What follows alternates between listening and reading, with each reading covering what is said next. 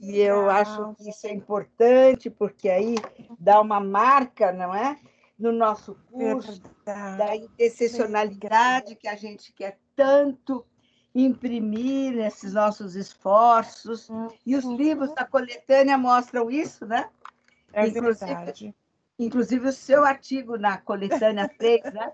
Fazer marketing para os alunos. Bom dia às alunas e aos alunos. Eu estou com um problema aqui. Vocês estão me vendo? Sabe o que está aparecendo aqui? Perfeitamente. Sabe o que está aparecendo aqui? Não é possível exibir conteúdo. Problema ao exibir conteúdo. No meu aparece. Não, estamos, eu pelo menos estou vendo muito bem a senhora e lhe ouvindo perfeitamente bem. A imagem está excelente aqui para mim, a sua imagem. Então, espero que a classe então, esteja podendo ver todo mundo, muito especialmente a professora convidada. Vamos perguntar, estou vendo aqui Ana Beatriz, Luiz Helena, Thaís. Vocês estão vendo aqui toda a nossa equipe, a nossa convidada, a professora Lucinéia. Sim, professora, dá para ver normalmente. Tudo certinho. Muito bom, muito bom. Então, podemos começar, Lucinéia? Eu quero... Podemos começar, sim. Eu tenho a impressão que todas vocês conhecem professora Lucinéia Rosa dos Santos, que era professora da nossa casa. Outro dia, na coletânea, ela se apresentou dizendo, não é? Lá no Tucarena, que ela era a única professora negra da Faculdade de Direito. Né? Olha, Lucinéia, isso é muito contraditório. De um lado é uma maravilha, de outro lado não é uma maravilha, porque a gente gostaria que tivéssemos muitas outras Lucinéias conosco, não é isso? Mas eu acho que, aos poucos, agora, a partir desse momento, que eu acho que foi um marco histórico, que houve lá nos Estados Unidos, mas nós aqui já estávamos num movimento muito grande, quero salientar, inclusive, das mulheres negras, dos feminismos plurais aqui no nosso país, crescentes, extraordinários, não é? Não só nas redes, mas reproduzidos e muito bem em livros extraordinários, sem contar o que a gente já tem de história, não é? Uma Sueli Carneiro, não é? E tantas outras mulheres maravilhosas que há décadas já estão trabalhando essa questão dessa relação daquilo que nós chamamos um tripé, que as antropólogas denominam de marcadores sociais, mas são fatores cruciais nessa desigualdade brasileira, não é? E, então, eu quero dizer que é muito expressivo receber você aqui, e quero, inclusive, os alunos já devem saber, me colocar nessa aula de hoje, que vai tratar exatamente dessa normativa internacional de proteção aos direitos humanos, trazendo a Convenção CEDAW, que é sobre a eliminação de todas as formas de discriminação contra as mulheres, e a Convenção contra todas as formas de discriminações raciais, não é? E isso é muito importante, é a primeira vez que nós vamos trabalhar uma convenção ao lado da outra. E eu quero mostrar que eu acho que isso é uma resposta, não é? Que está sendo dada exatamente nesses 5 anos do nosso curso, dessa verdadeira, né? Esse crescimento que está sendo dado a partir do próprio movimento, a que nós realmente nos capacitemos de que só faz sentido, nesse nosso país tão desigual, né? Por raça e por classe, que nós trabalhemos, não é? Cada um desses grandes instrumentos normativos vinculantes da ONU de uma forma conjunta. Então, Lucinéia, é com muita alegria que eu, mais uma vez, agradeço e peço a você, então, que tome a palavra. A classe é tua. Estou aqui, mas a classe é tua. Professora, muito bom dia a todos. Mais uma vez gostaria de agradecer pelo convite feito pela professora Silvia, né? Agradecer a Amanda, né? Que também nos auxiliou, a Maria Mendes, né? Que também possibilitou aí um auxílio técnico, enfim, né? Vejo aqui que eu tenho algumas pessoas que foram ou são meus alunos, né? certamente o que eu vou falar aqui já foi, de alguma forma, já visto, mas eu vou falar num todo, para que a gente possa ter, então, uma compreensão do que levou a Organização das Nações Unidas a instituir alguns instrumentos específicos de proteção dos direitos humanos, né? Então, eu trago aqui brevemente, fazendo a exposição com PowerPoint, e aqui falando um pouco do que seria um sistema especial de proteção dos direitos humanos. Nós temos, claro, um sistema global de proteção, esse sistema global que a gente pode mencionar que ele surge pós-guerra, pós-Segunda Grande Guerra Mundial, efetivamente, com a Carta da ONU, e é com a Carta da ONU, no seu artigo 55, que nós vamos ter o sentido, né, da expressão direitos humanos. Pois bem, então a Carta da ONU ela vai nos trazer diversos, os principais, né, aqui instrumentos pós a sua Constituição foram adotados, então todos aqueles direitos que estavam ainda postos de forma esparsas e não escritas, né? Com a Carta da ONU, esses direitos passam a ser escritos.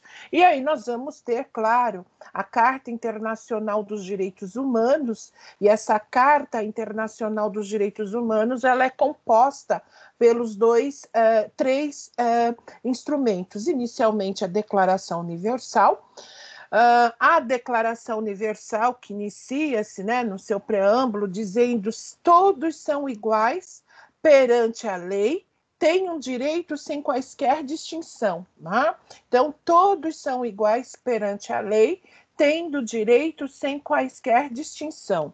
E assim também os dois instrumentos, né, que complementam, que traz uma força, se a gente menciona uma força jurídica a esses direitos consagrados, disciplinados pela Declaração. Então, nós vamos ter o Pacto Internacional dos Direitos Civis e nós vamos ter o Pacto Internacional dos Direitos Econômicos, Sociais e Culturais. Então, três instrumentos que formam aí essa Carta Internacional e que vem e diz: todos são iguais, né? Todos os homens nascem livres e iguais nos seus direitos. E, claro, o Estado brasileiro reconhecendo esses instrumentos.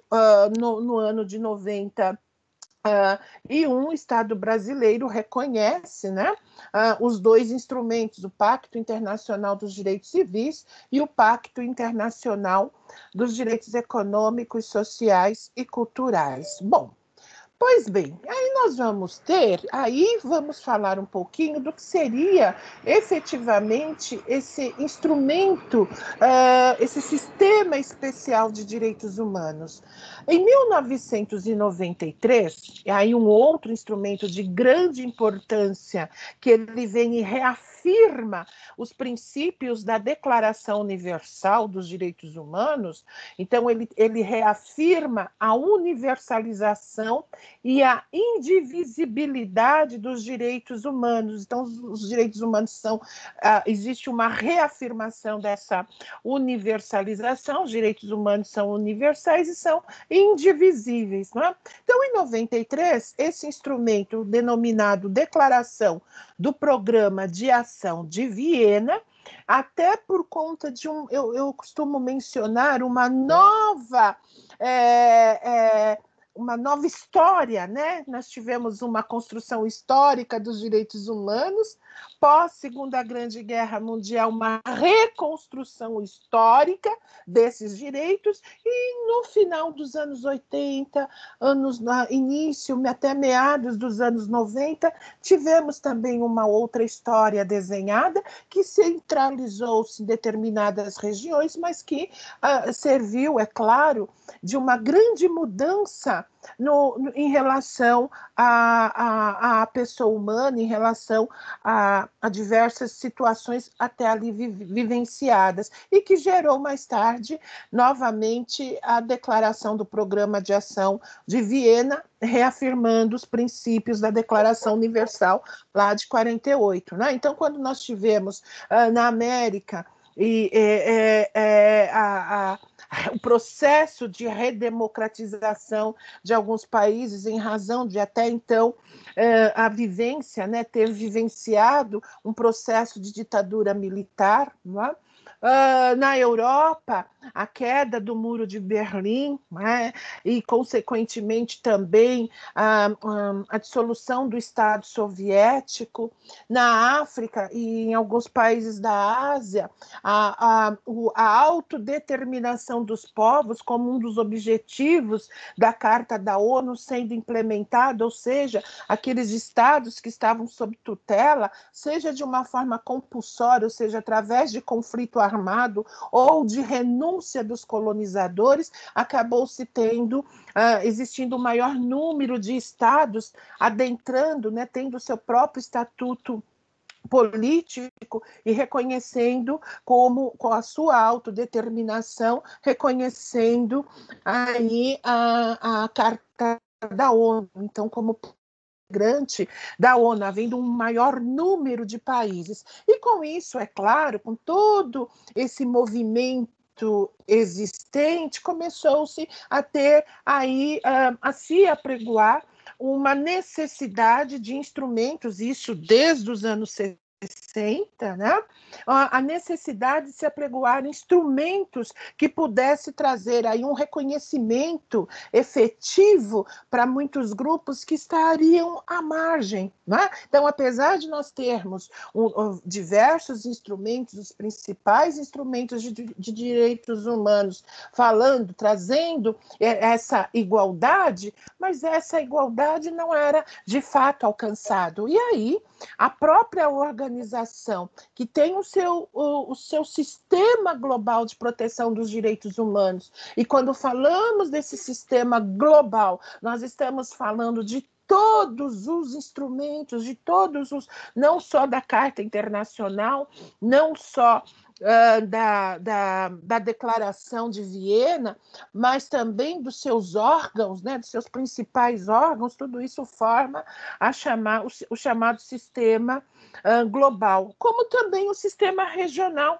né, que começa a ter início a partir dos anos 50, sendo instituído o Sistema Regional de Proteção dos Direitos Humanos, onde cada região, iniciando pela Europa, constitui também seu sistema de proteção. Nosso, o sistema interamericano. Então, seja dentro do sistema global ou ainda dentro do sistema regional, a necessidade de se ter um sistema especial de proteção direcionada a grupos que não possuem um reconhecimento material, né, no âmbito material, de plena igualdade. Né? Até me permitem, antes de dar início a essas convenções, falar rapidinho sobre um texto, né, trazido pelo filósofo social Alceu Amoroso Lima, para justificar a necessidade que seria uma realidade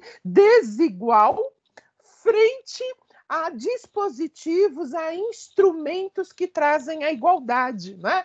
Essa igualdade formal. Então, ele diz, o problema, então, se desloca no plano especulativo. Ora, se nós temos uma igualdade formal, a lei nos trata como iguais, e aí ele fala, o problema, então, se desloca do plano especulativo para o plano prático.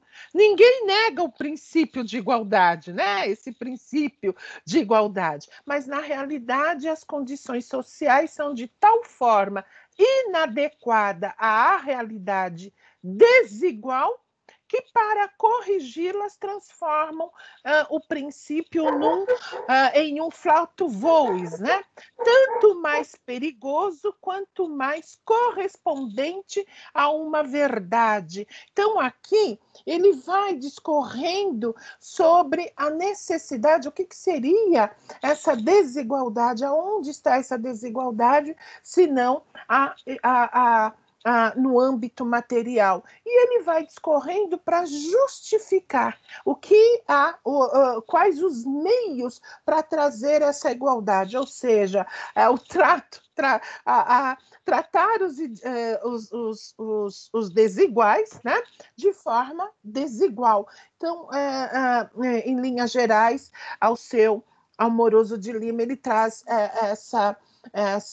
esse texto, essa posição para justificar esse tratamento desigual, uma vez que as pessoas materialmente existem grupos desiguais. Bom, com isto, essa igualdade material que para existir efetivamente, ela dependerá de um construtivo, né? Não apenas de normas jurídicas, mas de normas de políticas públicas, que quem deve exercer é o Estado, quem deve de programar e assegurar é o próprio Estado. Bom, e aí sim, no âmbito desse direito, no âmbito material, o sistema global, como também os sistemas regionais, resolvem trazer uma classificação dentro do princípio da igualdade material.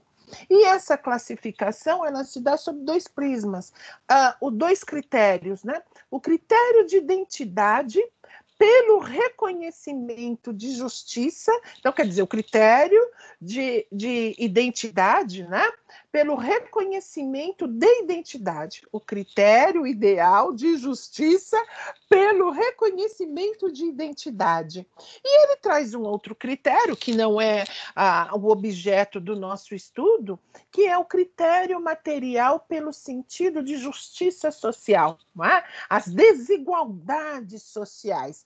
E aqui a desigualdade de identidade, de reconhecimento de identidade. Então, em razão desses critérios postos, né, existentes, é que o sistema global passa, então, a trazer normas que efetivem esse trato, essa desigualdade material, e dentro dessas normas, determinados princípios que os Estados partes poderão implementar para se ter o alcance dessas normas. Tá?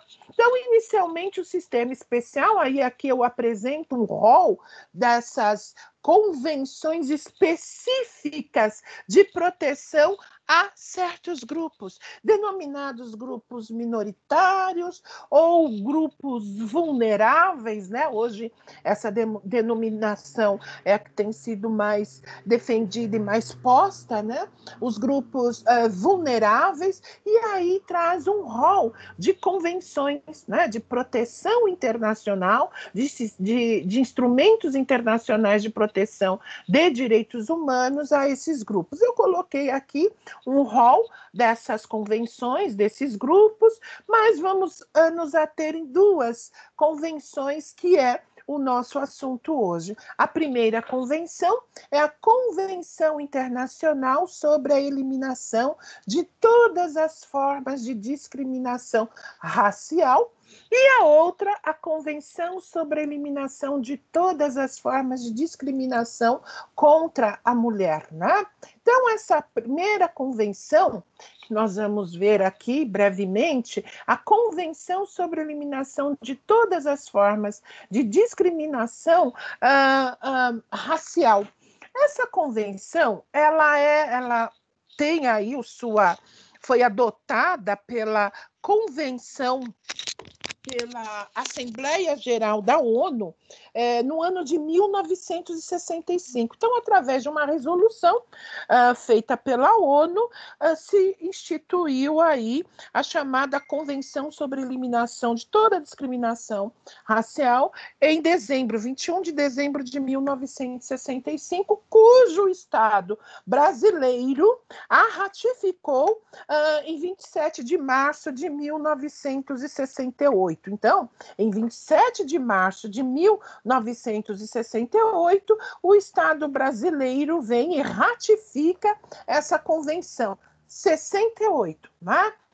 Em 69, passa a ter aí uma uma aplicabilidade, mas só muitos anos depois é que nós vamos ver efetivamente políticas aqui contidas, políticas de ações afirmativas aqui contida na Convenção, que foram postas pelo Estado brasileiro. Então, até então, o Estado brasileiro não atuou com diversas políticas aqui implementadas, né? Então, primeiro de tudo, eu trouxe aqui para vocês o preâmbulo, né, dessa convenção e o que seria, de fato, essa convenção. Então, ele diz aqui, reafirmando que... Então, esse princípio de reafirmando é o que já estava constando, desculpem, nos instrumentos aqui mencionados, né? Tanto na Carta Internacional dos Direitos Humanos, como na própria Declaração, mais tarde, né, em 93, reafirmado pela Declaração do Programa de Viena, né, do Programa de Ação de Viena, isso bem mais tarde. Mas, em 1968, já constando aqui a reafirmação dos princípios dos documentos anteriores, mas de uma forma específica, direcionada ao critério racial. E aqui nós temos o conceito trazido pela Convenção do que é, de fato, a discriminação racial. Então, a Convenção vem e discorre que discriminação racial significará toda distinção, exclusão, restrição ou preferência baseada em raça, cor, descendência ou origem nacional ou étnica, que tenha por objeto ou resultado anular ou restringir o reconhecimento, gozo, o exercício em mesmo plano, em igualdade de condições. Tá? Então, aqui, ela vem e nos traz o que, de fato, seria a discriminação, qual é o conceito de discriminação trazido no plano internacional, claro, reconhecido por todos os estados. E, nesse mesmo instrumento, eles nos apontam também condições aos quais os Estados partes deverão implementar para que possa ocorrer a igualdade material, para que o Estado possibilite o alcance dessa igualdade de oportunidades, né? Então, aqui, a própria Convenção, ela vai prever políticas que nós denominamos políticas de ações afirmativas, mas também ela vai prever política de discriminação positiva, que vem a ser nenhuma discriminação é admissível, mas diante de um trato de desigualdade, há necessidade de um alcance de uma igualdade. E aí ela vai estabelecer também uma política de discriminação positiva, que nós chamamos de sistemática de cotas. Muitas vezes se faz uma confusão entre políticas de ações afirmativas, inserindo as políticas de discriminação positiva de uma mesma forma, e não são. Quando falamos de políticas de ações afirmativas aqui, da forma que está inserida nessa convenção, nós estamos falando numa forma de uma atuação em todas as áreas em que aquele grupo, aquele indivíduo é sujeito a uma discriminação.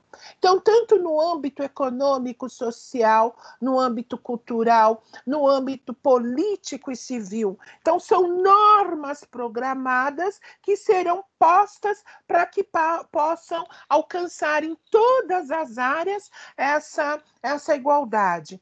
Já as políticas de ações, as políticas de discriminação positivas, essas políticas, elas inicialmente são postas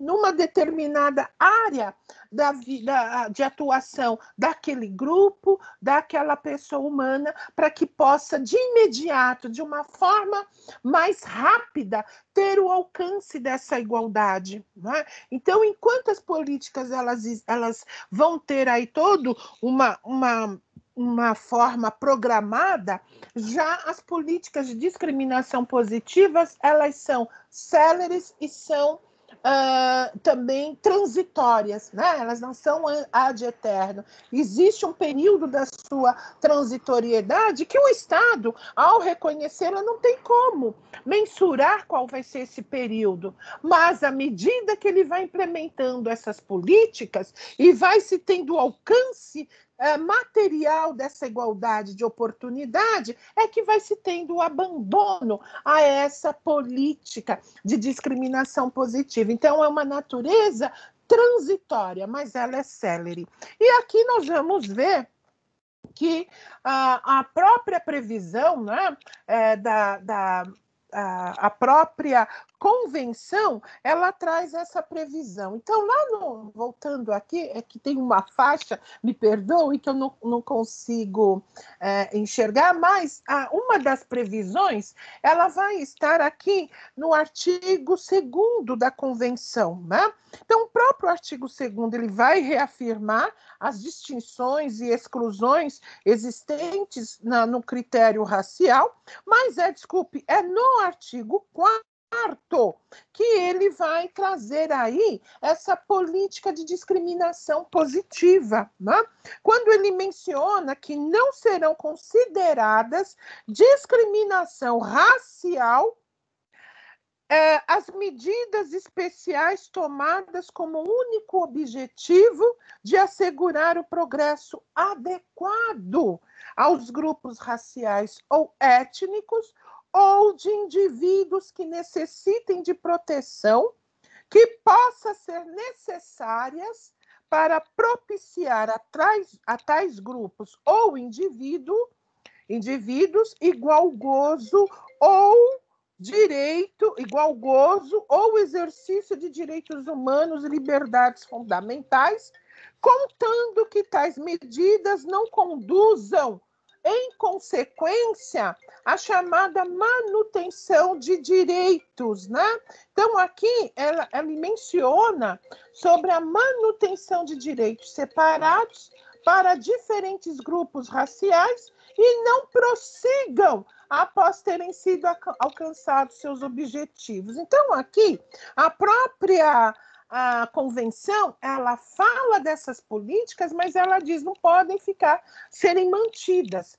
É aqui que nós começamos a verificar, a ter a atuação, o reconhecimento do que seria essa política de discriminação positiva que é a única exceção que se faz até que haja um alcance de igualdade. E caberá, é claro, a cada Estado-parte inserir no seu ordenamento, reconhecer em que condições e quais áreas, né, de atuação daquele grupo, daqueles indivíduos que deveriam ser postos. O Estado brasileiro, muito tempo depois, e a gente já vai chegar lá, reconhece essas duas formas de política. Em 2010, a política de ações afirmativas, e isso tudo por conta de um movimento. Então, o Estado brasileiro que reconhece em 68, e qual fato que o levou só em 2010 a inserir, né? E aí nós temos uma natureza política, mas nós não podemos de vislumbrar e deixar de falar o quanto o movimento negro contribuiu e muito para que essas políticas fossem postas, né, efetivamente, para que houvesse esse alcance. E uma das formas de políticas de ações afirmativas alcançadas, conquistadas pelo movimento e inserida e reconhecida pelo Estado em 2010, foi o Estatuto da Igualdade Racial. Nós temos o Estatuto da Igualdade Racial, projeto projeto do então senador, brilhante senador, diga-se de passagem, porque é uma pessoa que eu considero muito, Paulo Paim, né? Então, Paulo Paim traz o projeto todo do Estatuto da Igualdade Racial e esse projeto é aprovado por conta de lutas dos movimentos negros, aprovado em 2003 e 2006, tivemos uma das primeiras conferências na África do Sul, que foi a Conferência de Durban.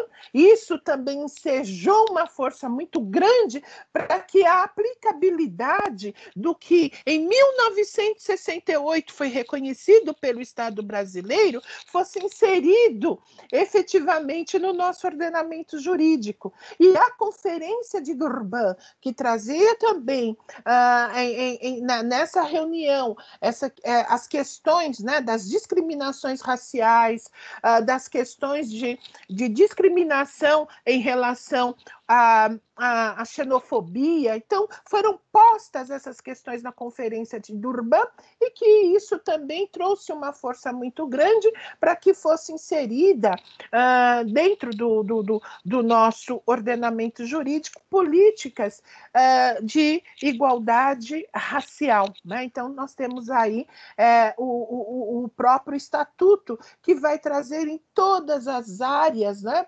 No contexto econômico, no contexto social, no contexto da saúde da população negra, no contexto político, enfim. Então ali vai se trazer essas políticas.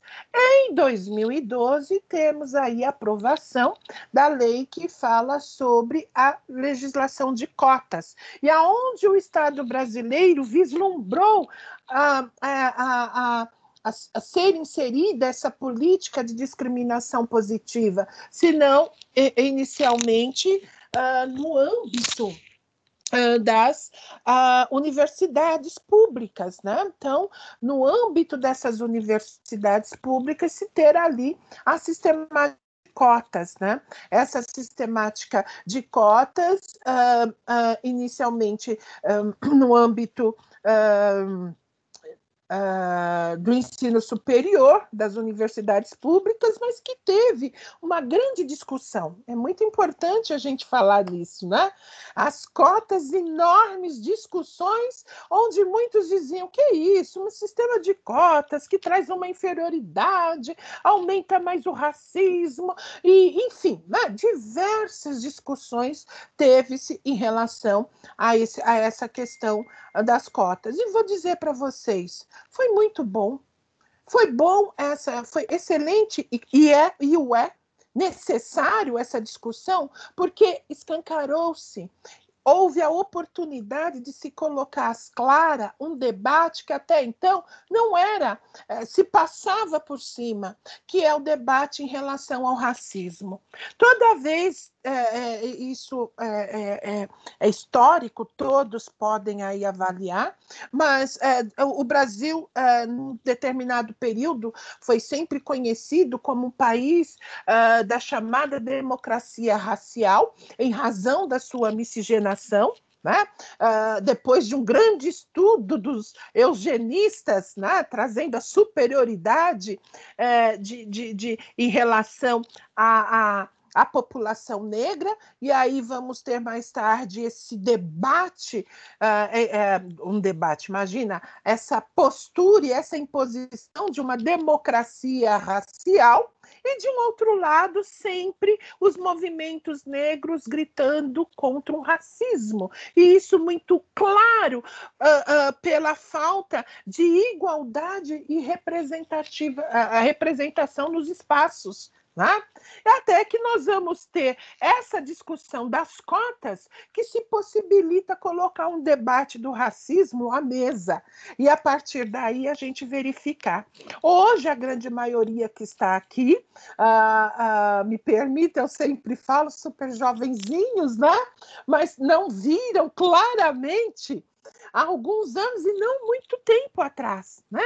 A gente pode dizer, eu acho que isso ficou muito mais impulsionado, talvez, das cotas para cá, de 2012 para cá.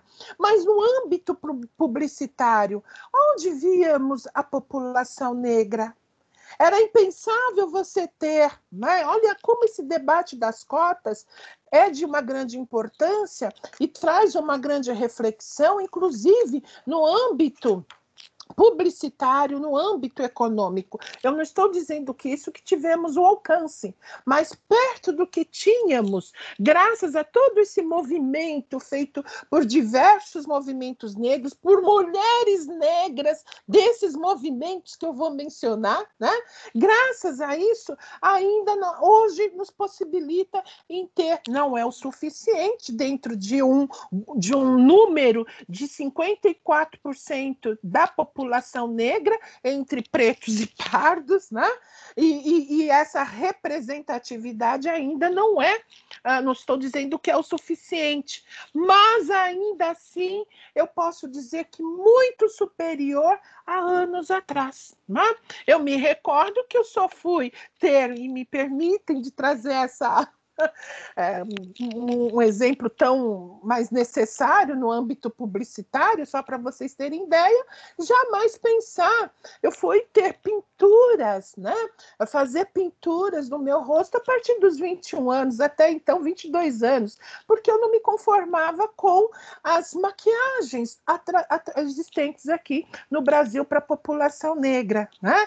Então, eu só fui usar isso depois de um certo tempo, aí começou a indústria de cosméticos a vislumbrar o tom variado da população, da pele da população negra, e a partir daí começamos a encontrar produtos. Isso pouco tempo agora, né?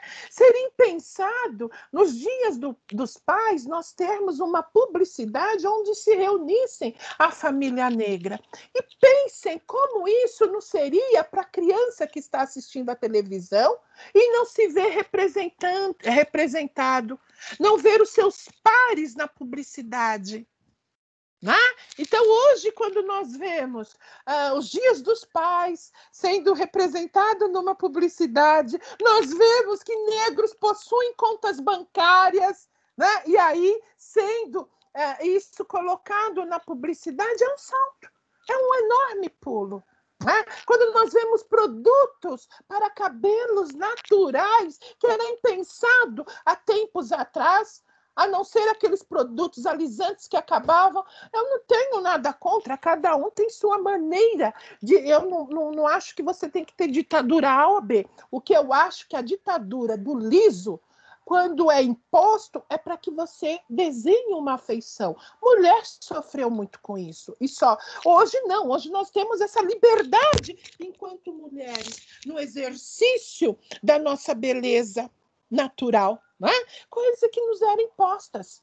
Imaginemos você chegar com cabelo. Eu mesmo sofri muito porque eu usava black, na própria família dizia: minha filha, você é tão linda, faça o cabelo assim, o assado. Por quê? Porque era imposta a ditadura do liso. Você pode usar o liso se quiser, mas não por conta de uma ditadura, para você ter afeição e o reconhecimento para poder ser aceito. Não é isso, né? Então, isso tudo parte de um debate que foi posto. E esse debate é as cotas. A partir das cotas, muitos se reconheceram efetivamente como negros. Né? Então, hoje, quantas mulheres negras de pele clara que alisavam o cabelo e eram aceitas, e hoje, com seus cabelos naturais, não são aceitas, é uma briga. Mas se assumiram e lutam por essa igualdade. Então, tudo isso posto de 2012 para cá, com os debates das cotas. Né? E agora, é claro que, enquanto não atingirmos houver a implementação dessa política para que se tenha essa igualdade, tudo isso, essa desigualdade ocasionada por um processo histórico vivenciado por esse país sobre a população negra e continuando isso pós, entre aspas, chamada abolição, sem quaisquer política de ações afirmativas, né, políticas públicas, e, ao contrário, políticas cada vez mais colocando essa população à margem da sociedade, sem o direito de uma igualdade de pleno desenvolvimento. Então, aqui, essa convenção aqui, essa previsão trazida pela convenção, seja no âmbito das ações afirmativas, seja no âmbito das políticas de cotas, né, políticas de discriminação positiva, isso foi posto. Né? Isso levou-se muito tempo para o Estado brasileiro reconhecer. Diferentemente, aqui vocês me permitem rapidamente fazer um paralelo com os Estados Unidos. As políticas de cotas nos Estados Unidos veio muito antes dessa chamada convenção, né? Já nos anos 41. Então, nós tivemos nos Estados Unidos, pós essa chamada abolição no sul dos Estados Unidos e a necessidade de um alcance, porque até então, no início dessa abolição, apesar da segregação, se tinha, de alguma forma, algumas políticas em termos de acesso, né, a determinados bens coletivos, e aí, enfim, é uma questão de um estudo mais, uma análise mais apropriada para ser feita, mas pós um período que era denominado um período da doutrina dos iguais mais diferente, viu-se em 1941 a necessidade de se ter aí uma conscientização racial. Então, a partir daí, começam-se as políticas de ações afirmativas, os movimentos também muito crescente em relação a desigualdade racial, né? Então, todas essas políticas, mais os movimentos, nós vamos ter aí nos Estados Unidos, por exemplo, as políticas de cotas, e isso no âmbito da relação de trabalho, né? Isso desde 1961, passado em 1965. Então, quer dizer, foi muito bem, foi antes da convenção. E no Brasil, isso se deu só em 2012, né? Reconhece-se em 1968, mas só em 2012 2010 e 2012 é que nós vamos ter a efetividade desses direitos. Bom, só para concluir essa convenção, nós vamos ter aí, já com a convenção ela traz um princípio, além, é claro, de uma proteção específica, ela traz uma força que a gente denomina como uma força jurídica vinculante, ou seja, a responsabilidade dos Estados, né? Então, junto com essa convenção, nós vamos ter também a constituição de um órgão muito importante existente dentro de cada convenção. Um órgão cuja composição são de 18 membros, pessoas nomeadas pela própria Assembleia Geral, ou seja, Estados-partes, e uma vez nomeados, eles têm um tratamento de imparcialidade com os estados que o indicou e os nomeou. Bom, e aí essa composição forma o chamado Comitê de Direitos Humanos, o Comitê sobre a Adoção, a eliminação de toda e qualquer forma de discriminação racial. Esse comitê ele tem como atribuição analisar relatórios dos Estados-partes, dos estados que reconhecem essa convenção, fazer a análise desses relatórios, os estados enviam, discorrendo sobre, enfim, todas as políticas para que haja essa igualdade de oportunidade, o direito também de uma visita em loco, desde que os estados convidem ou haja uma autorização para que esses membros, né, e aí tira-se desses 18 um grupo que possa fazer a visita no Estado e fazer aí uma análise da atuação do Estado em relação às questões relativas à desigualdade, né? Como é que o Estado está implementando? Então, uma visita que é feita, isso é feito um relatório e isso é encaminhado para a comunidade internacional, ou seja, analisado por todos os peritos. E a própria sistemática de denúncia, que também, desde que o Estado reconheça o direito de ter uma denúncia de estar preso. Então, judicialmente, eu percorri todas as instâncias do Poder Judiciário, mas eu entendo que os meus direitos continuam sendo, porque o Judiciário disse que não, transitou em julgado. E o Estado tem que reconhecer o comitê e tem que ter a autorização dessa denúncia individual. Diante de todos esses requisitos, eu vou e digo, eu tive a minha discriminação, eu sofri uma discriminação racial e vou ingressar com uma ação contra o Estado, uma denúncia contra o Estado, que poderá, ao final, reverter-se numa indenização. Pois bem, ao Estado que reconheça a convenção, como é o caso do Estado brasileiro, mas não reconheça a sistemática de denúncia individual trazida por essa convenção, aonde que nós vamos nos socorrer? Aí que nós temos o Sistema Regional de Proteção dos Direitos Humanos. Então, no caso do Brasil, o Brasil reconhece o sistema regional. E o que diz a Carta Americana dos Direitos Humanos, ou Pacto de San José? À medida que eu reconheço o sistema interamericano, o Estado, à medida que o Estado reconhece o sistema interamericano, ele reconhece também o direito de ser denunciado.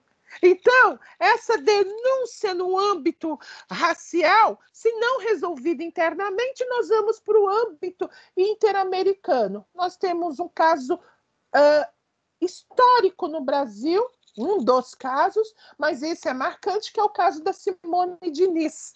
Sim, quem já teve aula sabe disso, né? O caso da Simone Diniz, que teve aí uma discriminação, sofreu uma discriminação racial no emprego. Para quem já ouviu e conhece isso, rapidamente eu vou mencionar. O caso da Simone Diniz, ela olhou, procurando emprego, viu que no jornal existia uma vaga para ser empregada doméstica. E ele dizia, boa aparência. Então, a Simone foi até esse endereço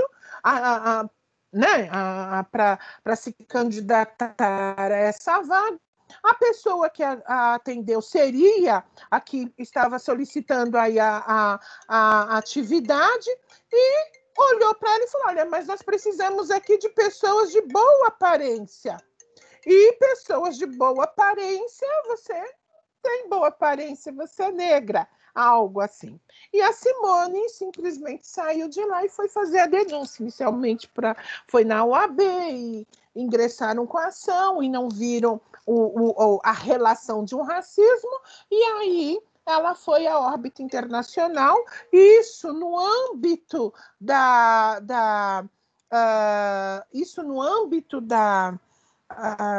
como a gente pode falar, do sistema interamericano, o Estado brasileiro foi condenado, né? Então, o Estado brasileiro, que já reconhecia a convenção, reconhece automaticamente o direito de ser denunciado, desde que cumpridos os requisitos necessários, né?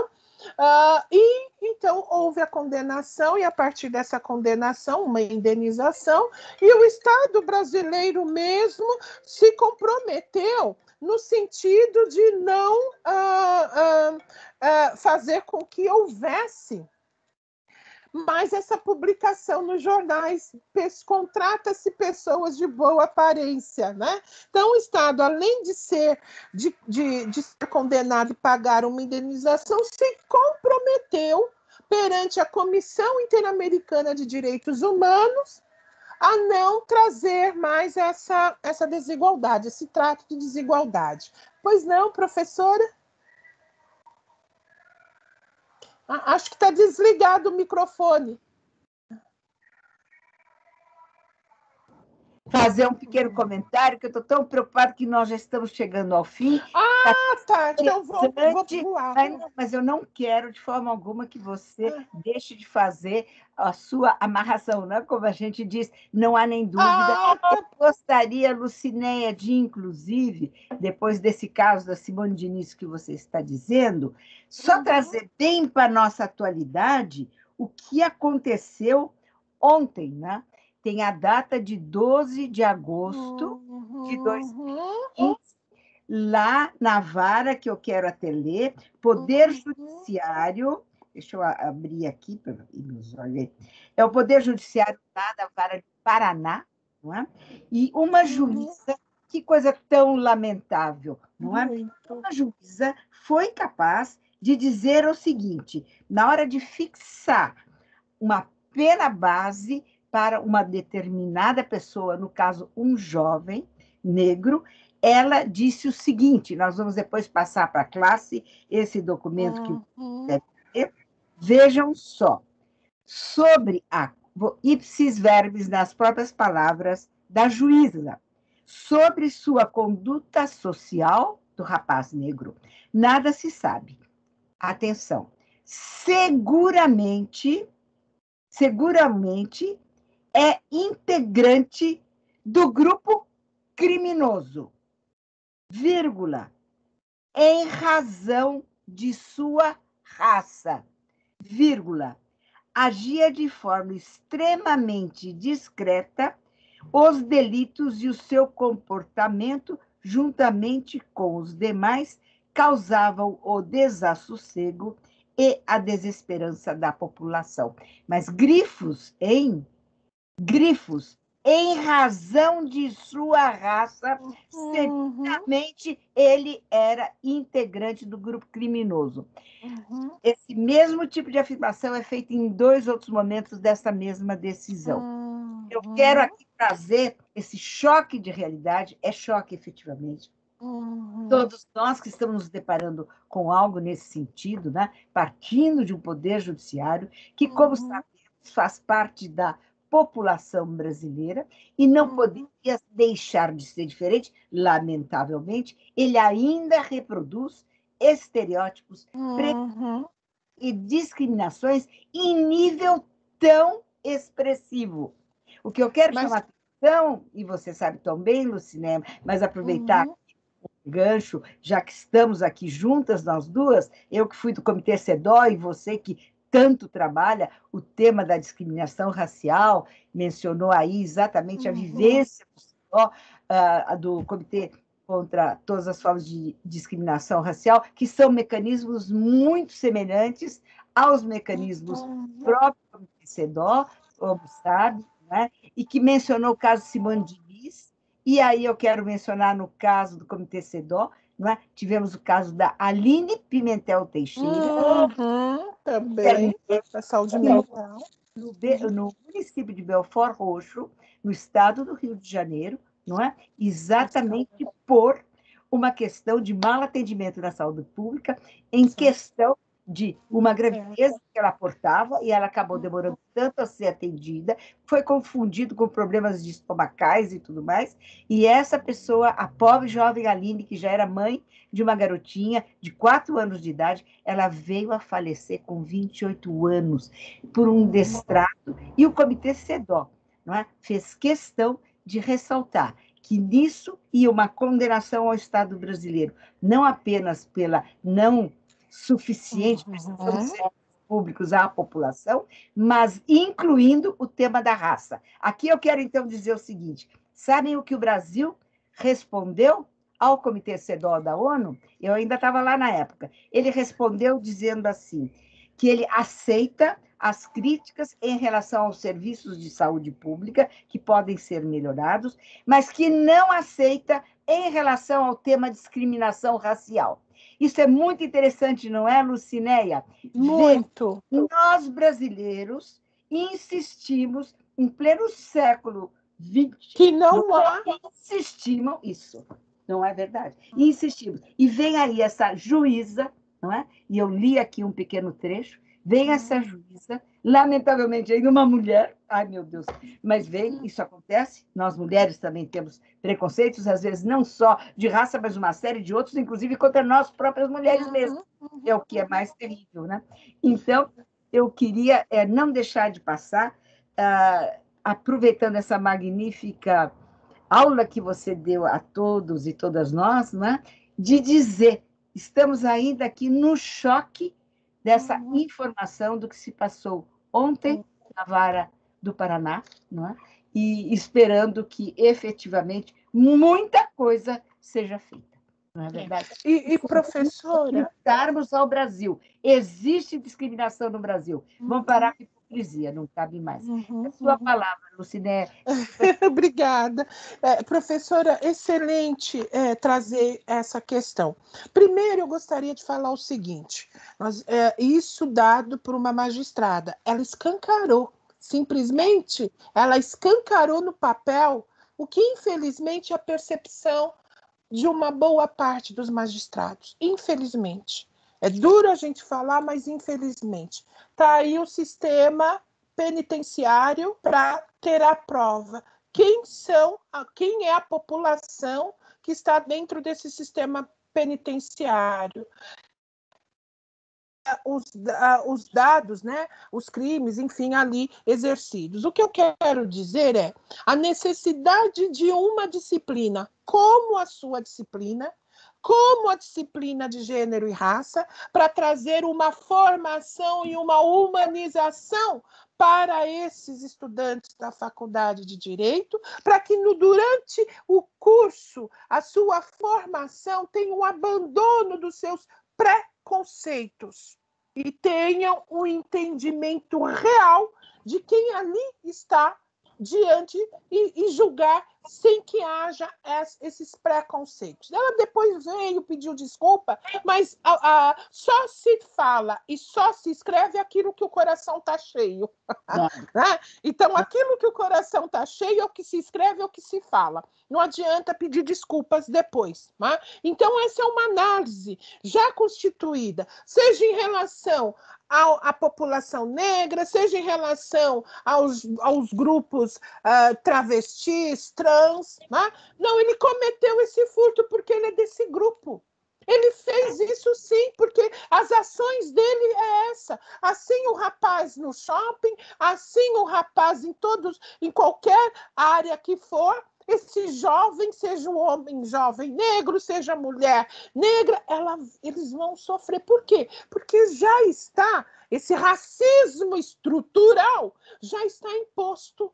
Então, vai dizer quem é que cometeu esse delito. Né? Então, eu vejo da responsabilidade das universidades em efetivar esses cursos, não como matérias optativas, mas como matérias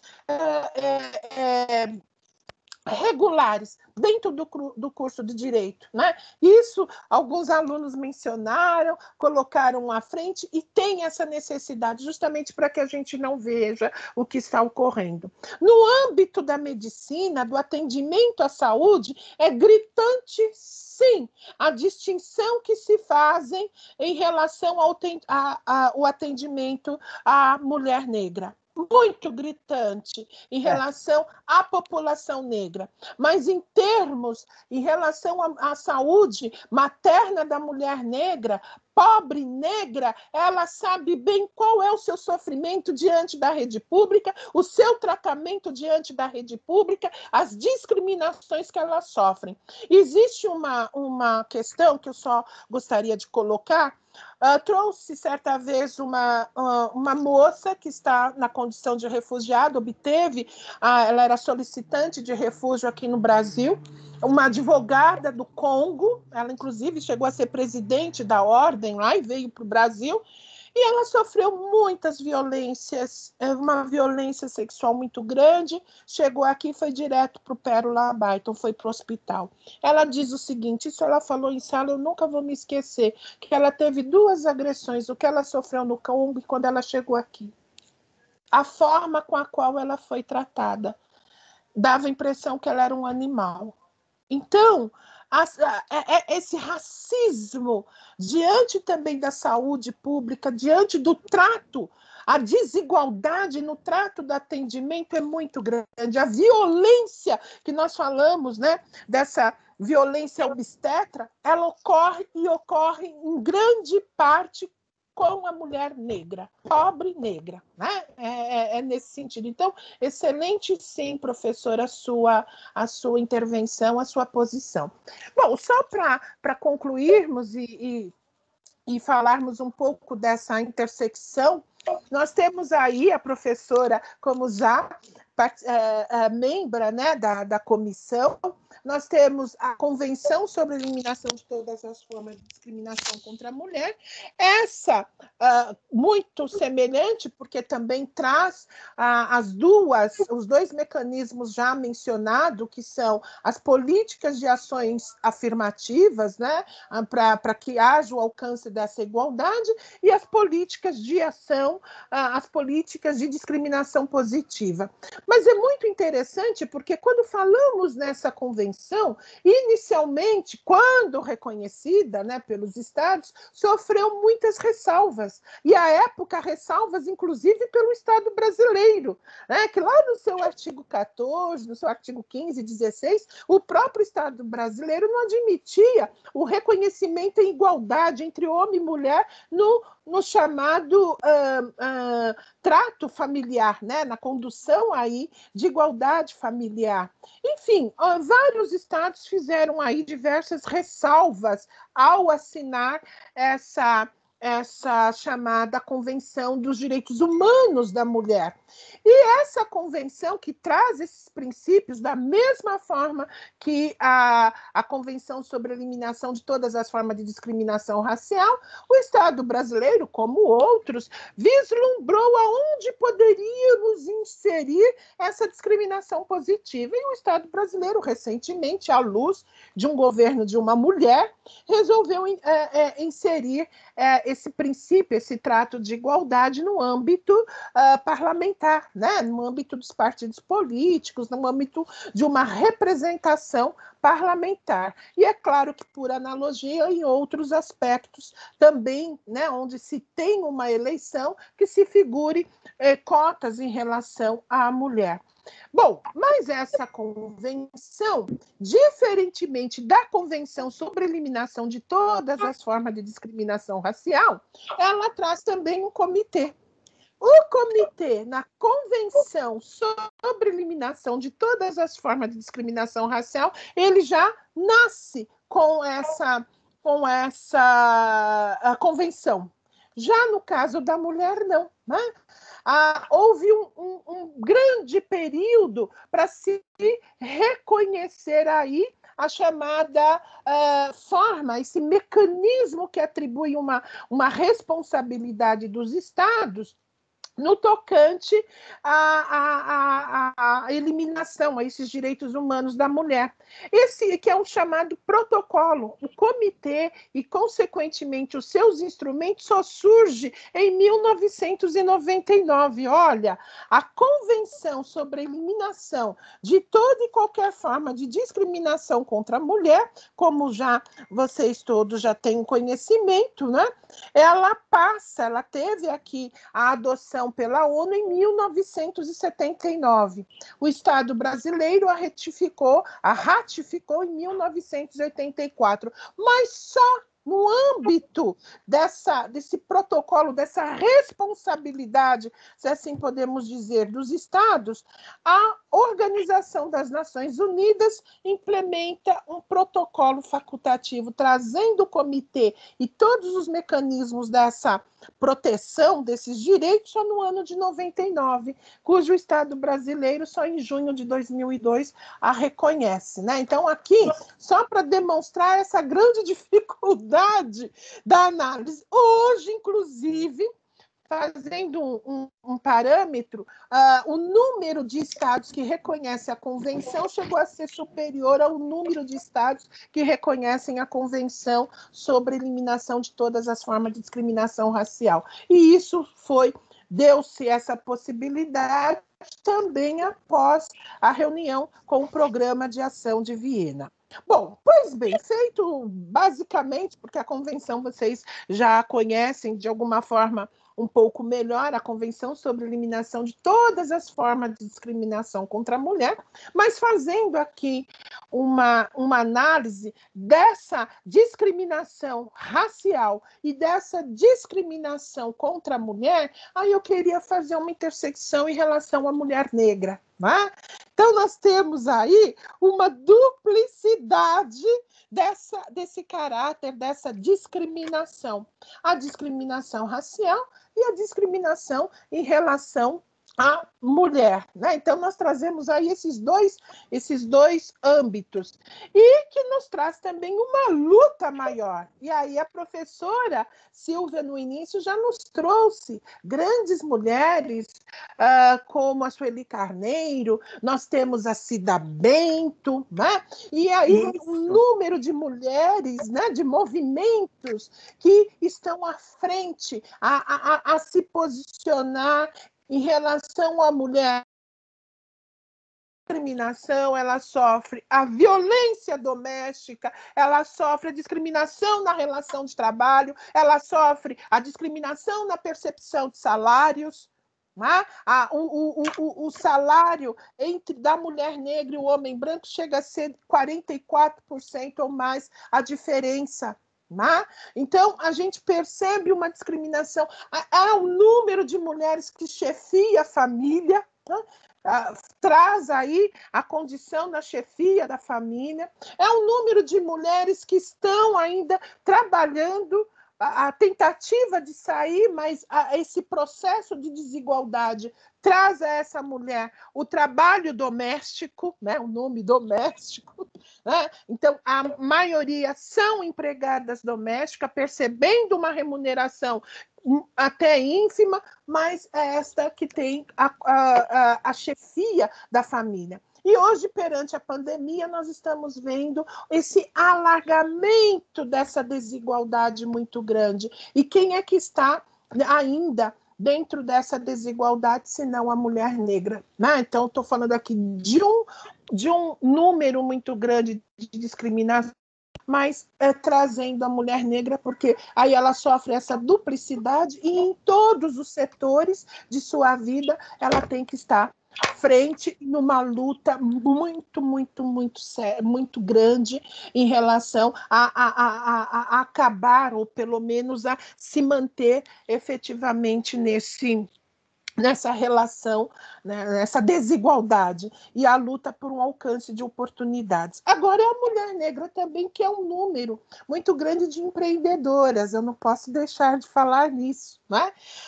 Diante dessa dificuldade, diante dessa discriminação no mercado de trabalho, é essa mulher que está saindo para o empreendedorismo hoje, e ela está trazendo esse empreendedorismo, né, se empreendendo muito mais em termos, até mais do que o homem negro, né? Então isso também força a mulher a esse caminho.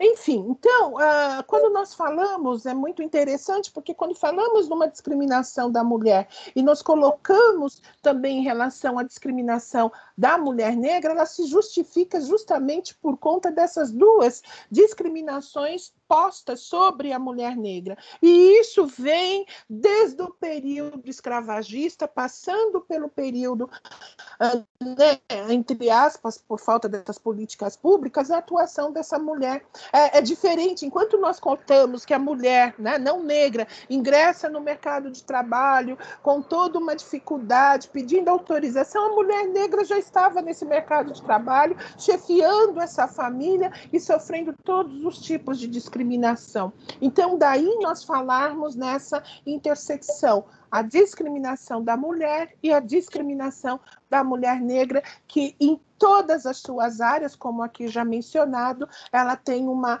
luta dupla, né? No sentido de alcançar essa igualdade de oportunidades. E volto a dizer que essas igualdades só serão possibilitadas à medida que o Estado constituir políticas, né? Manter e constituir políticas de ações afirmativas e políticas de cotas, até que haja uma uma igualdade material minimamente postas aí entre esses grupos. Né? Então, eu gostaria aqui de trazer, se alguém quiser fazer alguma pergunta, mas era isso que eu gostaria de colocar basicamente para todos. E eu fico aberta caso queiram fazer perguntas. Acho que ainda há tempo, né, professora? Há tempo, sim, Lucinéia. Mais uma vez, super obrigada. Que maravilha a gente ter a oportunidade de ter você aqui conosco. E, mais uma vez, obrigada também pelo seu texto na nossa coletânea 3 do grupo, não é? Que se chama exatamente Raça, Gênero, não é? Interseccionalidades, interdisciplinaridades, resistências. Obrigada aqui de público. Muito obrigada. Eu queria dar a palavra à classe, à nossa equipe sempre tão ativa e maravilhosa, que propiciou esse nosso encontro ser ainda mais divulgado, além de restrito à nossa classe, né, no cinema. Legal, legal. Um pequeno problema, houve uma pequena alteração em termos de saída, mas eu acho que tudo foi resolvido a tempo, e eu acho que mais pessoas, além da nossa classe tão querida, estão podendo apreciar, né? Aproveitar e conhecer, né? Melhor, né? Esse que eu acho que é um desafio que você faz. Ainda é um desafio para as pessoas pararem para pensar, como eu sempre trago a Hannah Arendt. Vamos parar para pensar? Vamos continuar repetindo aquela tolice de que aqui no Brasil nós somos cordiais e não existe racismo, existe uma belíssima relação. Isso é um mito, como se diz, né, no cinema. É um mito racial. E, aliás, as nossas populações, as nossas cabeças estão cheinhas, recheadas de mitos, né? E o que eu acho, eu espero que as nossas cabecinhas também se recheiem muito de um espírito crítico para a gente conseguir ir além desses mitos. E desses preconceitos que esses mitos nos trazem e reforçam a cada dia. Porque não é fácil, não é, Luciné? A gente cresce desde pequenininho com uma série de coisas, assim, tão equivocadas e perversas, no caso. Muito grande. A gente tem dificuldade. Tem pessoas que têm dificuldade, chegam aos 50, 60, 70 anos, né? E continuam reproduzindo, não é? Achando que isso é natural, o mundo é assim mesmo, levando a coisa na linha da natureza, da fatalidade. Eu acho que os seres humanos precisam parar para pensar e valorizar mais que nós, seres humanos racionais e afetivos e críticos, temos sim condição de parar para pensar e dizer, não, isso não pode ser. Eu tenho que fazer algo. Primeiro, começando por nós próprios, né? E depois expandindo essa nossa possibilidade de justamente, professoras. Aqui. Certíssimo, professora.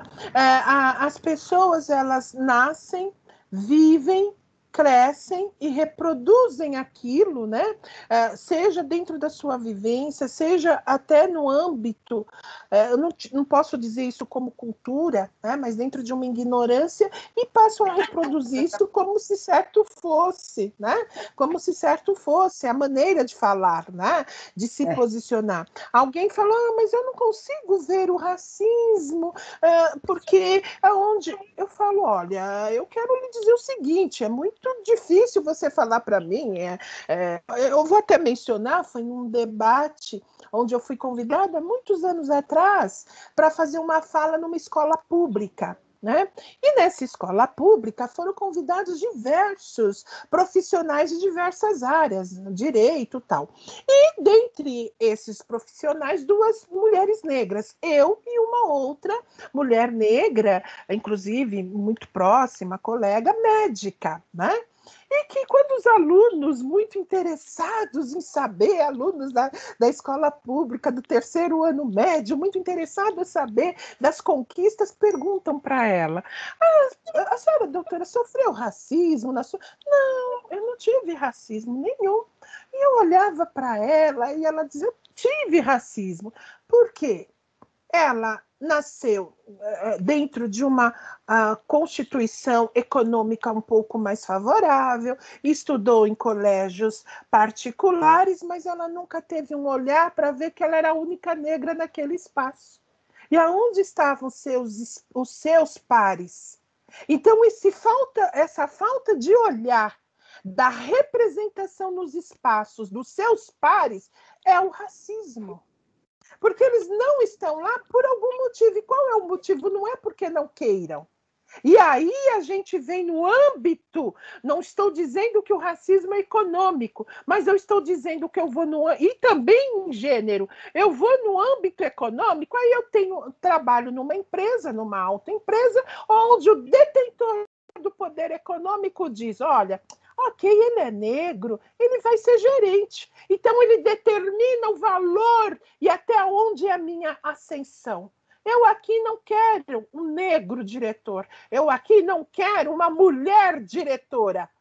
Então, aqui, ele limita a ascensão econômica. Ele vai ditar até onde vai se ter essa remuneração. E essa remuneração vai cercear o meu direito de fazer com que os meus filhos estejam em espaços, em escolas melhores, se assim a gente pode falar, com uma saúde adequada, frequentando, que é direito, sim. Enquanto vivemos, temos os direitos de estar nos melhores espaços, se eu quiser estar.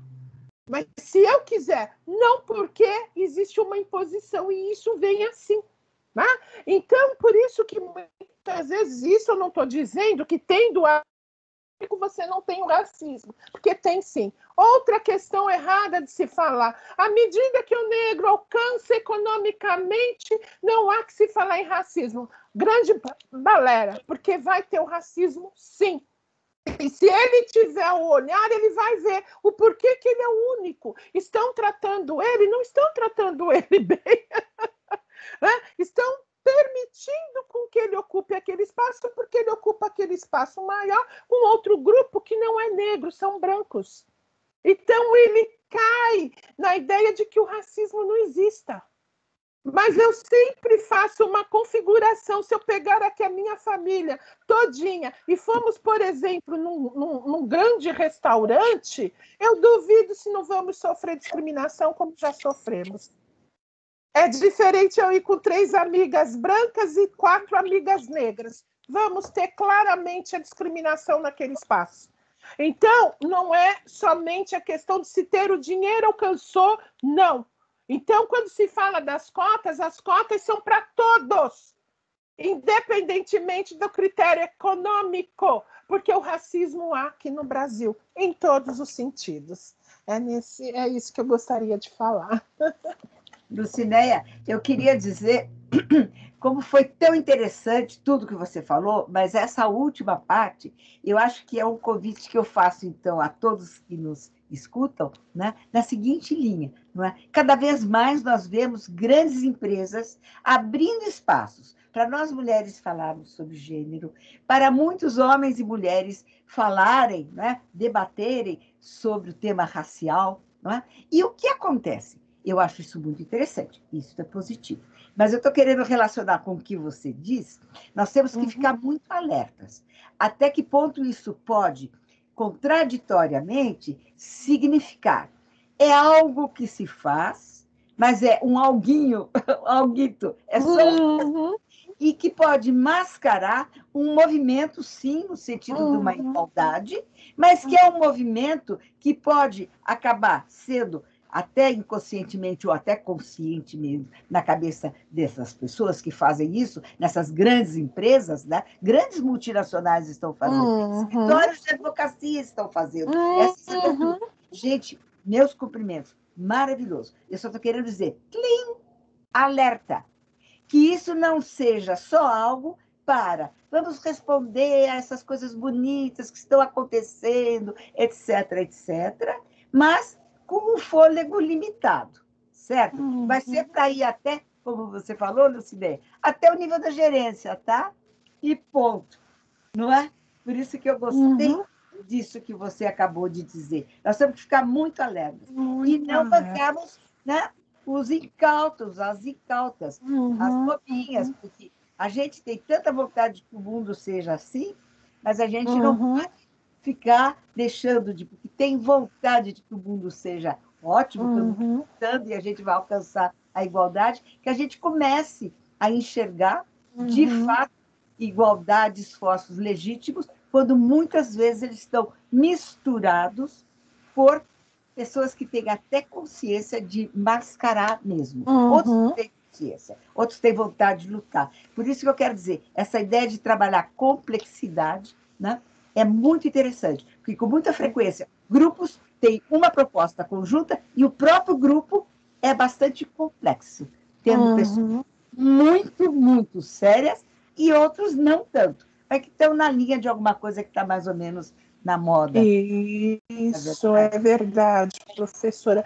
Tanto que eu tenho recebido de alguns alunos, alunos, né, e ex-alunos negros, que foram até contratados, e aqui pegando como exemplo grandes escritórios, que eles vieram, saíram e me afirmaram, professora, lá nós só somos um número para dizer que existe negros dentro daquele espaço. Somos apenas um número, mas não existe a verdadeira integração. Assim também em relação à mulher, assim também em relação à pessoa com deficiência. Existe ali, vamos incluir, mas não vamos integrá-los. Então, a pessoa, quando não se sente totalmente integrada naquele espaço, não deixa de ser uma forma de racismo para velar. Aí é para velar uma situação, não, mas nós temos tantos negros. Agora eu quero saber, grandes escritórios, quantas mulheres atuam efetivamente como grandes sócias e com poder de direção? Quantos são os negros que são associados a esses escritórios com grande poder de direção? Então, tudo isso é uma questão que tem que ser avaliada e tem que ser analisada, né? Certamente alguém de uma empresa chegou e falou, estou precisando de negros que não vêm. E aí eu descobri o porquê que estagiários negros não estavam. Porque os estagiários negros que ali permaneceu naquele espaço mencionou que não se sentiu integrado. Ou seja, havia uma diferença na distribuição de tarefas, havia uma diferença na forma de quem iria atender o cliente. Então, isso ele se sentiu fora. Ficavam, muitas vezes, horas e horas sem qualquer atividade dentro daquele espaço. Então, é triste, né? Então, o que a senhora falou é perfeito, é uma análise, e temos que tomar muito cuidado para que a gente não venha a achar que o fato de ter um número expressivo de negros, mulheres, enfim, naquele espaço, deixou-se de ter o racismo, porque a gente tem que saber qual é o aproveitamento e a verdadeira inclusão dessas pessoas naquele espaço, a integração, né, em igualdade. Acho que mais do que falar em inclusão, falar em igualdade de oportunidades dentro daquele espaço. É isso. Maravilha. Eu queria pedir para a nossa classe realmente que participasse. Vocês sabem o quanto a professora... Né? Professora. De fato, que a aula tem que ser participativa, não é verdade? E também a nossa equipe. Você sabe, Lucinéia, a nossa equipe é fã-clube seu, né? Ah, que lindo! Essa aula vem dessas meninas, inclusive de centro acadêmico, né? Como Flávia e outras, e você é realmente muito querida, que respeitam muito o curso de raça que você dá na PUC, e a gente está feliz de você estar aqui com a gente um pouco, muito repetir de vez em quando isso aqui com a gente. Mas vamos lá, eu queria que vocês... Professora. Amanda. Oi. Tem uma pergunta no chat. Se vocês quiserem, eu posso ler. Se não, se quiser clicar no chat aqui. Puder ler, tá. Se você puder ler, eu prefiro. É da Luiz Helena. A pergunta é: o Brasil, então, não assinou a parte que se comprometia com a adoção do Comitê sobre a Eliminação da Discriminação na Convenção sobre a Eliminação de Todas as Formas de Discriminação? O Brasil não assinou a parte que comprometia a adoção do comitê, certo? Não, ele não assinou a parte que fala da sistemática de denúncia dentro do comitê. Ele reconhece o comitê, né? Tá. Ele reconhece a convenção, mas dentro do comitê existe alguns mecanismos de proteção. Dentre esses mecanismos de proteção está a sistemática de denúncia, que é uma autorização que o Estado atribui dentro do comitê. Né? Então, no plano global, essa sistemática de denúncia ali, ela foi reconhecida pelo comitê, mas especificamente a denúncia. Então, por isso que a gente fala que essa denúncia individual acaba sendo feita sempre pelo sistema interamericano, pelo sistema regional de proteção dos direitos humanos. Então, não é que ele não reconheceu o comitê, ele reconhece o comitê, porque ele reconhece a convenção. Agora, dentro do comitê, quando vocês puderem dar uma lidinha, vai existir lá alguns mecanismos, sistemática de relatório, sistemática de comunicação interestatal, a sistemática de visita em loco, e existe a denúncia individual. Para todas essas, quer dizer, exceto a de relatório, necessita de uma autorização, um adendo do Estado reconhecendo, para que se possa ter essa denúncia. Luísa,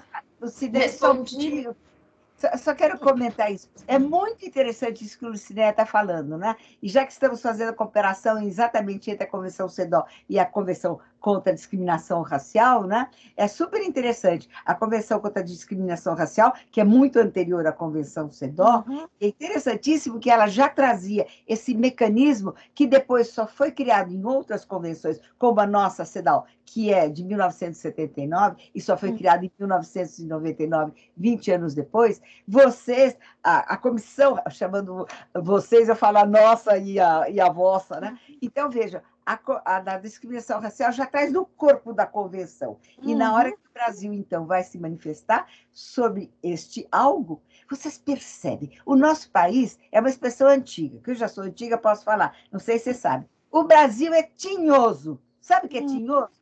É essa coisa da gente achar que o brasileiro dá sempre o jeitinho, e é bonitinho essa gracinha, mas às vezes é horrorosa essa gracinha.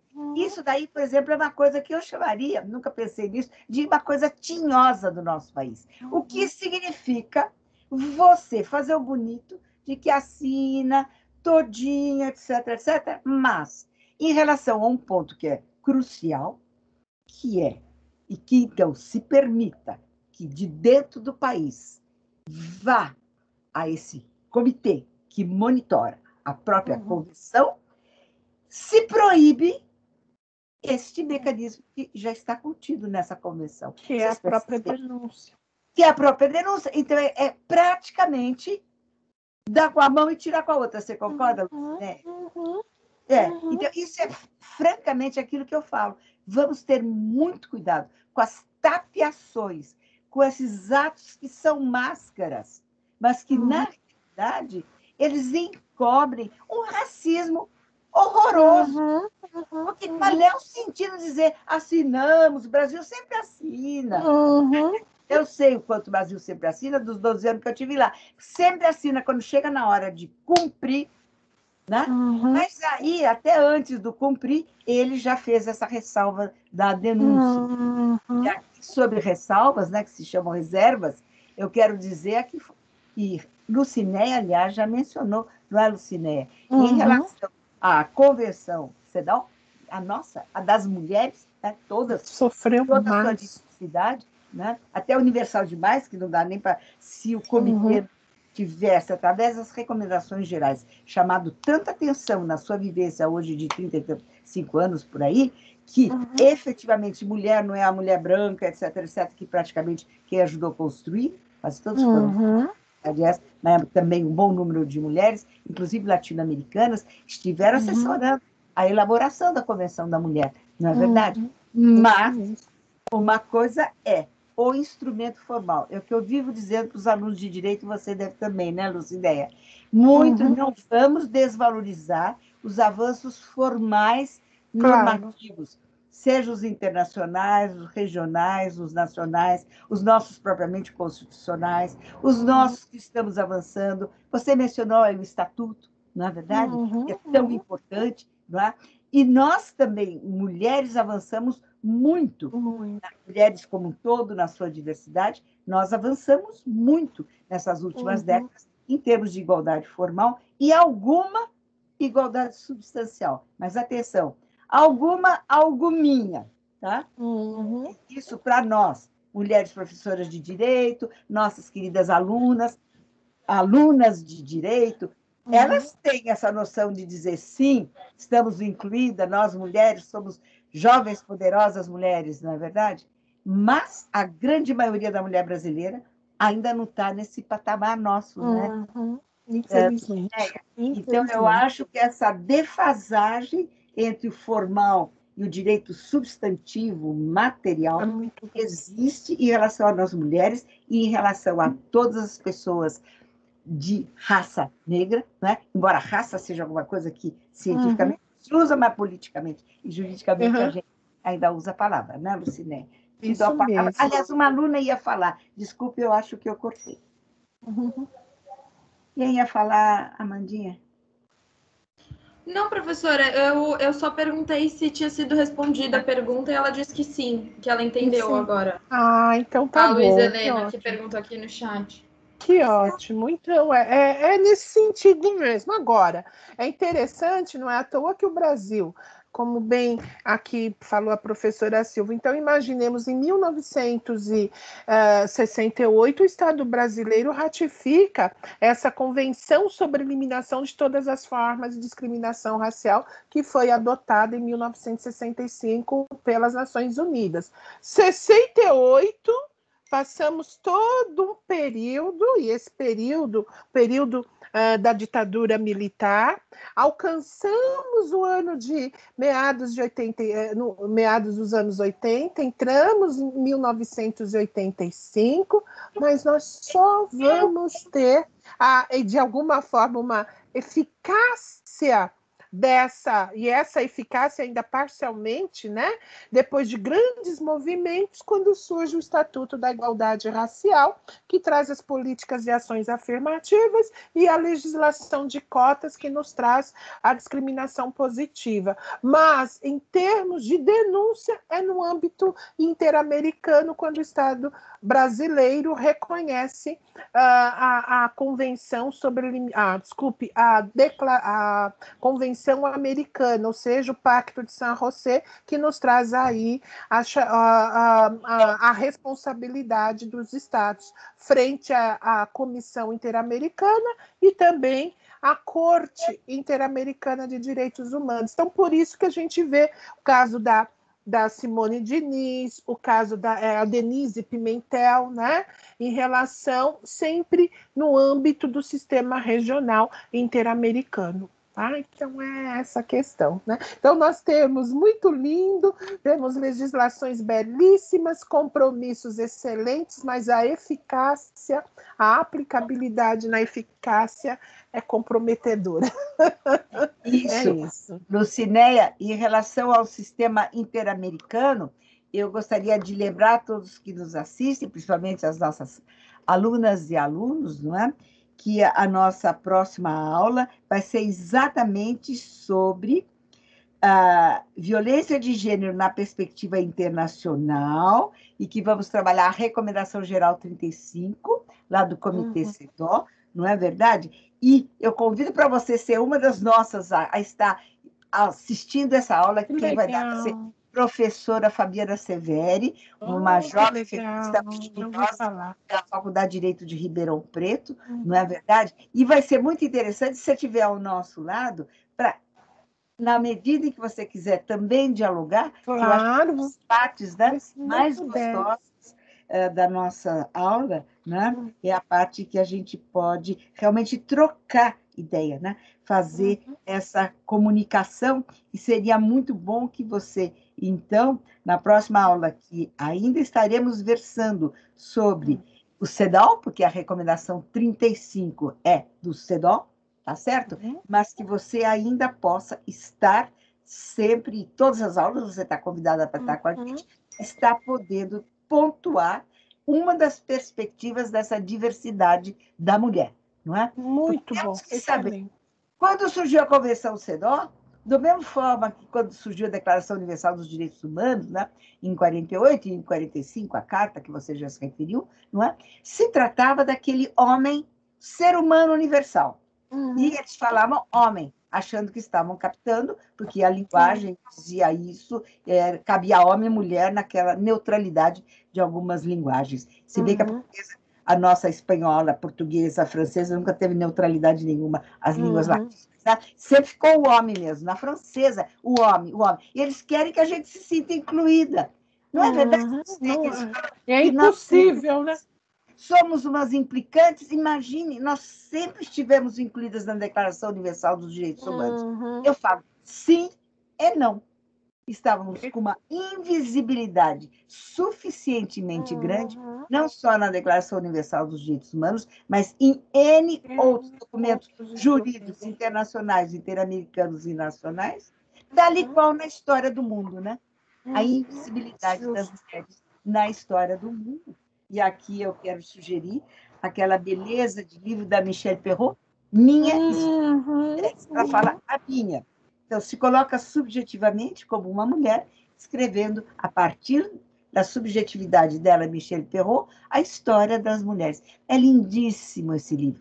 E eu acho que a gente que tem tido todo esse esforço de trabalhar um curso que, embora partindo da Faculdade de Direito da PUC de São Paulo, ele tenha um espírito multidisciplinar, né? Eu gosto muito, né, de sempre me referir a historiadoras, antropólogas, né? As antropólogas fizeram o que fizeram pelo desenvolvimento do conceito de gênero, né? Que é tão importante para toda a análise que nós temos da situação da mulher, né? Mas, como eu diria, você sabe que eu ando estudando muito esse tema da colonização, Lucinéia, eu fico fascinada com uma leitura que eu estou fazendo no momento, que é do Achille Mbembe e do Frantz Fanon. Achille maravilhoso. Né? De repente, a gente está com 80 anos e nunca na vida tinha se debruçado sobre análises tão contundentes e iluminadas, eu diria. Houve o iluminismo nosso branco europeu, né? E agora temos um... E agora eu quero dizer, se eu sou uma branquela, pode ser que vocês não queiram usar essa expressão, mas eu diria que acho que esses dois, e muitas mulheres também com obras belíssimas, a Grada Quilomba e tantas outras que eu tenho lido, elas estão nesse novo iluminismo negro, né? Eu não sei se essa expressão, ou de repente nem gostam, né? Não sei. Eu estou falando, se eu estou falando algo indesejável, mas estou falando de coração. Eu acho uma beleza a colaboração que hoje, né, está sendo dada por essa... Hoje já, é de hoje, já de alguns últimos anos, há 2 décadas, 2 décadas. Contribuição. Tanto, professora... desculpe interromper, tanto que um dos meus grandes, se não tivéssemos agora com essa questão forte, né, do distanciamento por conta da pandemia, eu ia fazer um movimento para que pudéssemos fazer um grande evento na PUC, trazendo esses filósofos africanos, em especial Axé, vindo aqui para a PUC. Entendeu? É uma das coisas que eu ainda gostaria de implementar e, quem sabe, podemos fazer isso em conjunto quando retornarmos a uma atividade presencial, né? E trazer, né, se não Axé, outros filósofos africanos e que venham aqui para se ter essa relação com o nosso país, com os nossos estudantes. Acho que vai ser um evento de grande... A gente convida os portugueses, ok? A gente convida os espanhóis, convidamos os argentinos, né, americanos, mas os africanos, que são de grande excelência, né? Então, é uma das questões que eu gostaria muito de trazê-los aqui para que tivessem essa... todos, né, tivessem essa grande oportunidade de conhecê-los, né? E eles também de nos conhecer. Eu acho que vai ser, mas quem sabe, logo a gente, né, quem sabe para o ano que vem, ou final do ano que vem, a gente consiga fazer um evento assim, né, professora? Como também trazer mulheres africanas, escritoras belíssimas, né? Que possam vir e também participar, fazer parte. Então, eu acho que vai ser um evento que podemos pensar aí em conjunto. Nossa, Lucinéia, eu fico super feliz. Nossa, que maravilha. Se me dá uma rabeirinha para a gente ajudar de alguma maneira, se é que vou poder ajudar, eu ficaria muito feliz. Claro que sim. Feliz. Um evento de gênero, raça. Podemos fazer com essa linha, trazendo essas pessoas, né? Esses escritores, filósofos africanos.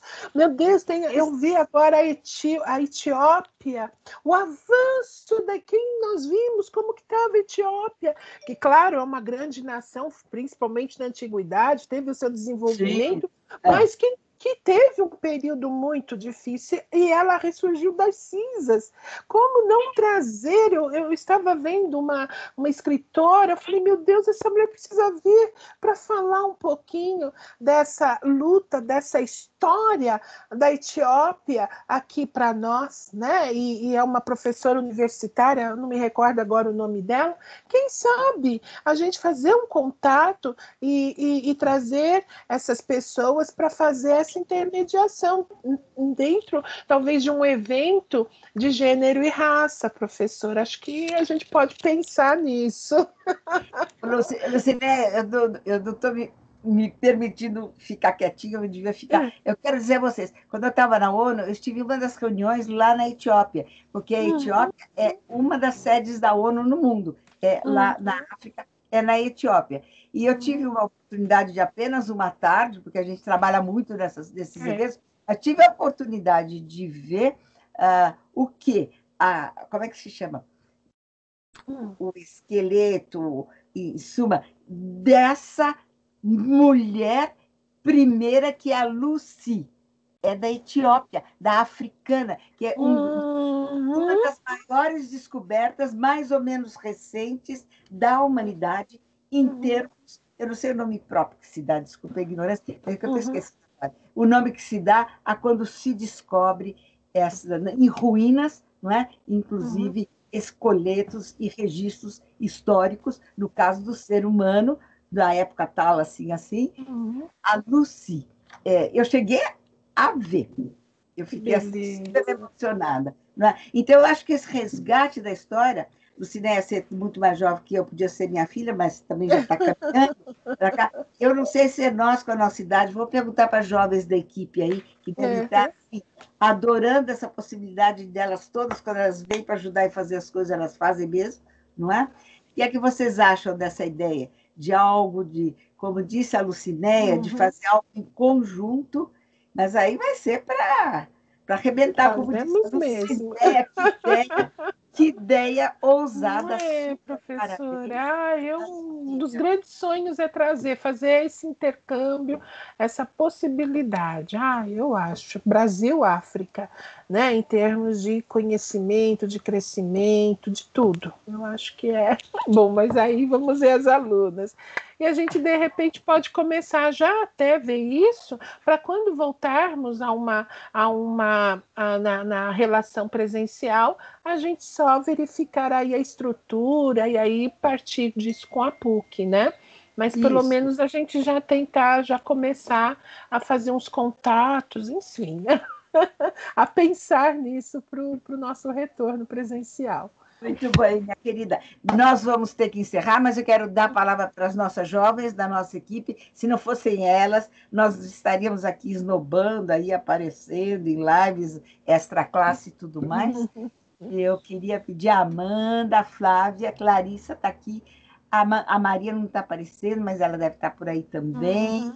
Quem mais está aí do nosso grupo hoje? A Maria está pequenininha aqui embaixo, professora. Maria querida, vocês têm feito tanto. Vocês querem, então, falar um alôzinho antes da gente encerrar? Porque esgotamos nosso tempo, mas valeu a pena.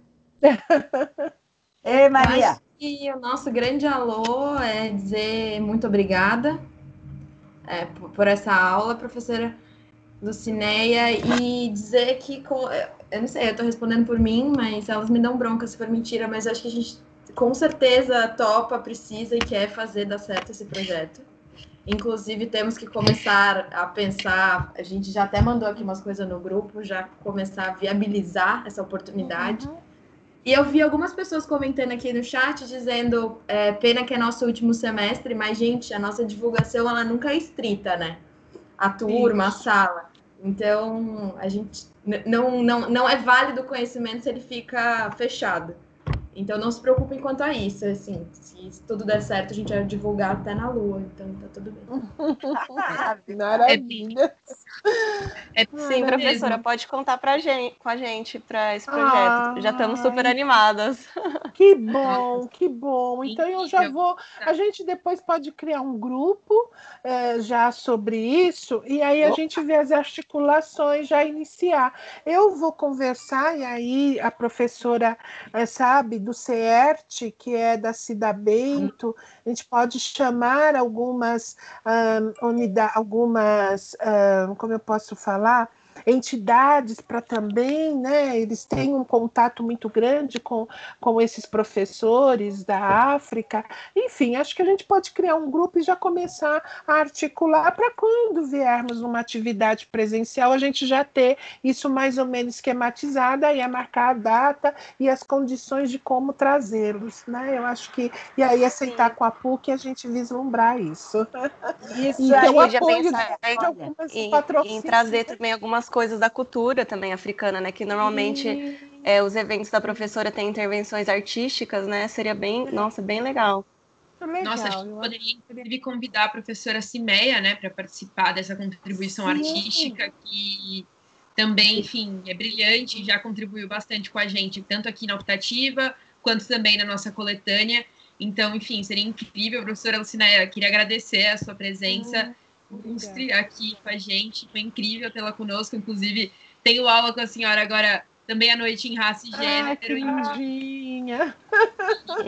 A Flávia é muito querida. Eu gostaria de agradecer mais uma vez. Fiquei muito encantada. Né? E a Maria, desculpe, Maria. Maria, é uma das que apronta aí. E dá ruim na comissão, mas tá tudo certo. Eu adorei, eu tô super animada, já mandei no grupo, vamos se juntar, eu acho que vai ser incrível a gente conseguir fazer esse evento aí. E aí comigo pode contar também pra tudo. E eu só queria lembrar ressaltar um ponto que a professora Lucinéia falou, dessa questão do Covid, que a professora Silvia pediu para eu lembrar vocês dos textos que a gente colocou. Toda aula a gente está colocando um texto da ONU que ressalta essa questão da luta das mulheres, que ainda ficou mais proeminente nessa questão, nesse contexto da pandemia. Então, convidar vocês a ficar de olho nos textos que a gente está colocando por semana no cronograma. Obrigada, viu, professora? Lucinéia, você tem a última palavra. Um beijo. Então, mais uma vez, agradecer a professora Silvia, agradecer às colaboradoras. Fiquei contente que a Amanda e a Larissa já estão aí no pós, né? Mestrado, sucesso para elas. Flávia, querida, que sempre estamos nos encontrando. Maria, que esse ano é minha aluna, esse semestre, né? Se desponta, uma grande colaboradora, representante, já se demonstrou isso nos primeiros dias de aula. E só mesmo agradecer e reforçar a necessidade mesmo de fazer com que essa disciplina da professora, disciplina de gênero e raça, de fato torne-se não optativa apenas, mas que, reforçando o pedido de todos os alunos, enfim, que torna-se como uma disciplina regular, justamente para que a gente faça o que nós denominamos como uma formação humanista ou humanitária, que deve de se ter aí em relação ao estudante de direito, para que, numa dessas carreiras jurídicas a seguir, não faça esse papel que muitos magistrados têm feito e principalmente registrado. Quer dizer, principalmente não. Um exemplo típico é o registro feito em uma decisão ontem, partindo da juíza. Ela simplesmente externou no papel o que, infelizmente, muitos, apesar de não externar, internamente atribuem essas decisões com esse foco. Então, cabe à universidade quebrar isso. Então, mais uma vez, muito, muito obrigado a todos que nos ouviram, que nos assistiram, aos alunos que participou, e reforço aqui os meus agradecimentos e meu abraço à professora Silvia e a vocês, colaboradoras. Muito obrigada. E semana que vem vou estar aqui, sim, com vocês. Um abraço. Eba! Muito obrigada. Obrigada, professora. Tchau, queridos. Muito obrigada. Uma boa. E depois a gente fala para fazer o grupo, para a gente ver essa possibilidade desse próximo evento. Tá Começar a trabalhar. Um beijo. Já. Um beijo. Tchau, pessoal. Beijo, Maria. Obrigada. Tchau. Tchau. Bom dia.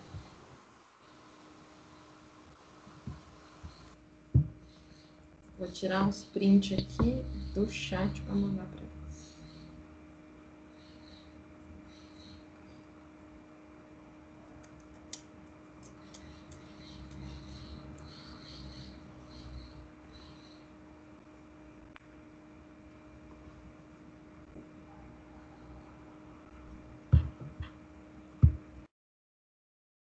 Eu vou terminar aqui a gravação, só para a gravação.